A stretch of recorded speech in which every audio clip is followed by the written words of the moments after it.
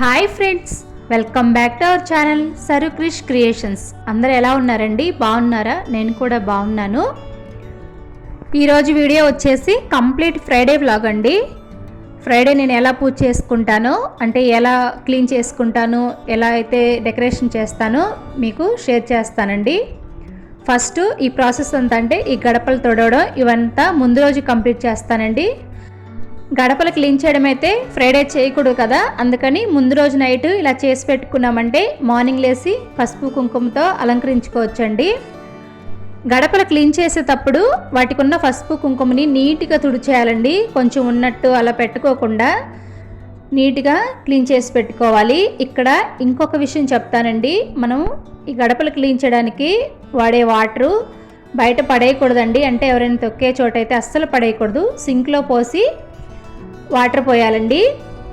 అందుకని నేను ఈ గడపలు క్లీన్ చేసిన వాటర్ సింక్లో పోసి మళ్ళీ ఫ్రెష్గా కొత్త వాటర్ తీసుకొచ్చి ముగ్గు వేయడానికైతే క్లీన్ చేస్తున్నానండి. మాప్ అయితే ప్రతిసారి యూజ్ చేయనండి, అంటే ఇల్లు తుడిచే మాప్ ఉంటుంది కదా, దాన్ని దీనికోసం ఒక చిన్న క్లాత్ని అయితే యూజ్ చేస్తాను. ముందు రోజే ఈ పూజా సామాగ్రి అంతా శుభ్రంగా క్లీన్ చేసి పెట్టుకుంటానండి. ఫ్రైడే రోజు మాత్రం ఒక్కసారి వాటర్తో కడిగేసి తుడిచిపెట్టుకుంటానండి. తర్వాత వాటికి పసుపు కుంకుమలు అయితే పెట్టుకుంటాను. కామాక్షి దీపాన్ని మాత్రం ప్రతి ఫ్రైడే సాటర్డే మాత్రమే ఇంట్లో వెలిగిస్తాను. తర్వాత రోజుల్లో అయితే నార్మల్ దీపాన్నే యూజ్ చేస్తానండి. పూజా సామాగ్రి అంతా నీట్గా తుడిచేసి పెట్టాను. ఇక అందంగా పసుపు కుంకుమలు అయితే పెట్టుకుంటున్నానండి. మనలో చాలామందికి డౌట్ ఉంటుందండి, కామాక్షి దీపాన్ని ఇంట్లో పెట్టుకోవచ్చా లేదా అని. లేదండి, నిరభ్యంతరంగా కామాక్షి దీపాన్ని ఇంట్లో పెట్టుకోవచ్చు. ఫస్ట్ టైం మాత్రం ఈ దీపాన్ని ప్లేట్లో కొంచెం బియ్యం పోసి ఆ బియ్యంలో దీపాన్ని ఉంచి వెలిగించుకోవాలండి. నేనైతే ఇలాగే చేశాను. పూజా సామాగ్రి పని అయితే కంప్లీట్ అయిపోయింది. తర్వాత గుమ్మం దగ్గరండి, మనం ఈ గడపకి పసుపు కుంకుమను రాసేటప్పుడు ముందుగా మనం స్నానం చేసే ఈ పని చేయాలండి. ఎందుకంటే మనం పసుపు కుంకుమను రాసి ముగ్గుతో అలంకరిస్తాం కాబట్టి ద్వారలక్ష్మి పూజ చేసినట్లేనండి. అందుకని ఈ పనిని మాత్రం స్నానం చేసే చేయాలి. మీరు కుంకుమ బొట్లు పెట్టేటప్పుడు ఎలా పెడతారో తెలియదండి. నేనైతే ఆడ్ నెంబర్ వచ్చేలా చూస్తానండి, అంటే 5, 7, 9 అలా అన్నమాట. గుమ్మం మీద అయితే 9 చుక్కలు పెట్టాను, అంటే 9 కుంకుమ బొట్లు పెట్టాను.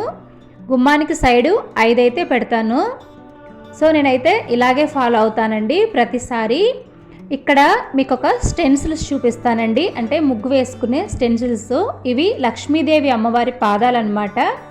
స్వస్తిక్ ఎటు సైడ్ ఉందో కరెక్ట్గా చూసుకొని ఈ పాదాలను వేసుకోవాలండి.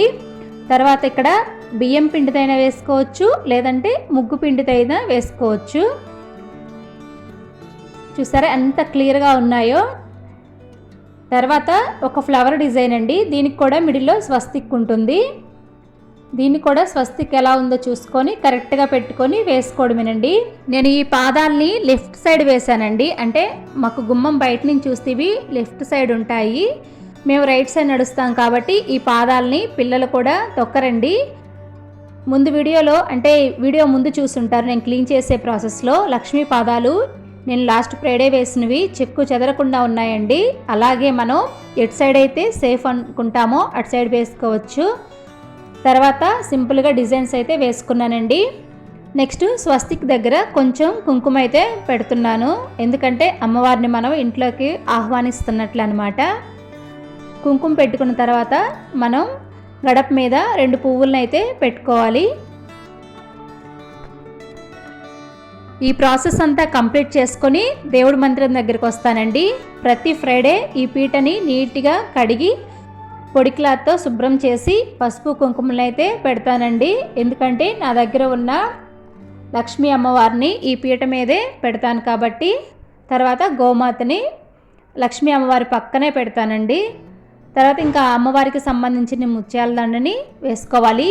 మీ దగ్గర చిన్న చిన్న క్లాత్స్ ఉంటే అమ్మకు శారీ లాగా కూడా డ్రైప్ చేయొచ్చండి. తర్వాత కామాక్షి అమ్మని పెడుతున్నాను. కామాక్షి దీపానికి ఇరువైపులా కూర్మ దీపాలు పెడుతున్నానండి. కూర్మ దీపాలు ఇంట్లో ఉంటే అమ్మవారి ఇంట్లో ఉన్నట్టే అండి. తర్వాత ఈరోజు ప్రసాదంగా అయితే ఫ్రూట్స్ని పెడుతున్నాను. ఇక్కడ డైరెక్ట్గా మ్యాచ్ బాక్స్తో మనం ఒత్తుల్ని వెలిగించకూడదు అంటారు కదా, అందుకని ఏకహారతితో కానీ సాంబ్రాణి కడ్డీలతో కానీ వెలిగించుకోవాలండి. దీపారాధన చేసే ఒత్తుల్ని నేను షాప్లో అయితే అస్సలు కొననండి. నా దగ్గర ఉన్న కాటన్తో ఇంట్లోనే తయారు చేస్తాను. బయట కొన్న ఒత్తులైతే త్వరగా కాలిపోతున్నాయి. అందులో మనం చేసిన ఒత్తులైతే ఆయిల్ అయిపోయిన తర్వాత కూడా ఒత్తులు అలానే ఉంటున్నాయండి. అందులో మన చేతులతో మనం ఏం చేసినా సంతోషంగా ఉంటుంది కదా, అందుకని అన్నమాట. తర్వాత ప్రతి ఫ్రైడే ఎంతో కొంత మనీ అమ్మవారి దగ్గర పెడతాను. దాన్ని మళ్ళీ హుండీలో వేసి ప్రతి ఆగస్టులో ఏదైనా వెండి వస్తువు తీసుకుంటానండి. ప్రతి ఫ్రైడే మళ్ళీ నిమ్మకాయ పెడతానండి, పసుపు కుంకుమ పెట్టి అమ్మవారి దగ్గర ఉంచుతాను. దాన్ని ఫ్రైడే అంతా అంటే నైట్ మొత్తం ఇక్కడే ఉంచేసి సాటర్డే మార్నింగ్ మళ్ళీ పూజ చేసి ఆ నిమ్మకాయని గుమ్మానికి బయట కడతామండి. ఇలాగా కట్టడం వల్ల దిష్టి ఏమైనా ఉంటే, అంటే నరదిష్టి అంటారు కదా, అదేమైనా ఉన్నా పోతుంది. నెగిటివ్ ఎనర్జీ మన ఇంట్లోకి రాకుండా కూడా చేస్తుంది. నేనైతే ఈ పద్ధతిని ఖచ్చితంగా ఫాలో అవుతానండి. హారతి ఇచ్చేటప్పుడు ప్రతిరోజు మనం గడపకు కూడా హారతి ఇవ్వాలండి. ఎందుకంటే లక్ష్మీ అమ్మవారిని మనం ఆహ్వానిస్తూ ఇలాగా గడప పూజ చేసుకున్నట్లేనండి. ద్వారలక్ష్మి పూజ చాలా విశేషమైనది, పవిత్రమైనదండి. ఈ విధంగా అయినా మనం ప్రతిరోజు ద్వారలక్ష్మి పూజ చేసుకున్నట్లుగా భావించవచ్చు. కంప్లీట్గా పూజ అంతా అయిపోయిన తర్వాత హారతి తీసుకోవాలి. ఇక్కడ మీకు ధూపం చూపిస్తున్నానండి. ఇదైతే మార్కెట్లో 5 రూపీస్ అనమాట. మనకి ఊర్లో అయితే బొగ్గు ఉంటుంది కాబట్టి దాన్ని కాల్చి సాంబ్రాణి వేస్తాము. కానీ ఇక్కడ అలాంటి ఫెసిలిటీస్ ఉండవు కదా, అందుకని దీంతో అనమాట. ఇక్కడ మీకు ఇంకొకటి చూపిస్తానండి. ఇది సాంబ్రాణి. సో ఇది వేసామంటే మనకి పొగ ఎక్కువ వస్తుందండి, స్మెల్ కూడా చాలా బాగుంటుంది. ఇంటి బయట కూడా మనం 2 కడ్డీలను వెలిగించుకోవచ్చండి, లేదంటే ధూపమైన పెట్టుకోవచ్చు. ఎందుకంటే పాజిటివ్ వైబ్రేషన్స్ అనేవి ఇక్కడి నుంచే స్టార్ట్ అవుతాయి కదా. ఏదైనా మంచైనా చెడైనా మనకి గుమ్మం బయట నుంచే కదండి స్టార్ట్ అయ్యేది. అందుకని ఫస్ట్ ఇంటి ముందు ఇలా అయితే చక్కగా ఉంచుకోవాలి. నేను వేసిన ఈ ముగ్గు ఎలా ఉందో కామెంట్ సెక్షన్లో కామెంట్ చేయండి. మీకు ఎవరికైనా నచ్చినట్లయితే లైక్ చేయండి. ఇంటి ముందు ఇలా ఉంటే మన మైండ్ కూడా చాలా ప్లెజెంట్గా ఉంటుందండి. ఇంట్లో ప్రతిరోజు ఒక దీపం పెట్టామంటే ఎంత పని చేసినా కూడా అసలు ఏమీ అనిపించదు, మనసుకి హాయిగా ఉంటుంది.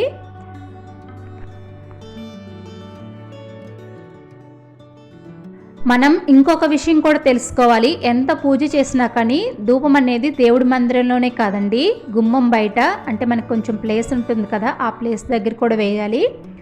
అలాగే ఇంటి లోపల ప్రతి చోట వేయాలండి.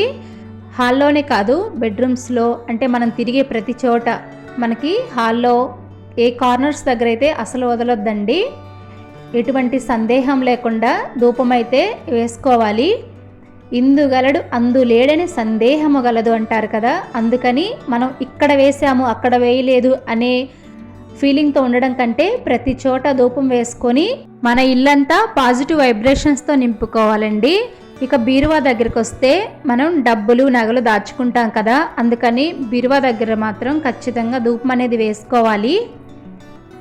సో ఫ్రెండ్స్, ఇవాళకి ఇదేనండి వీడియో కనుక నచ్చినట్లయితే లైక్ చేయండి, షేర్ చేయండి, సబ్స్క్రైబ్ చేసుకోండి. ఈ వీడియో కనుక ఎవరికైనా యూస్ఫుల్ అయితే మీ ఫ్రెండ్స్కి కానీ ఫ్యామిలీ మెంబర్స్కి కానీ షేర్ చేయండి. Thank you for watching. Take care.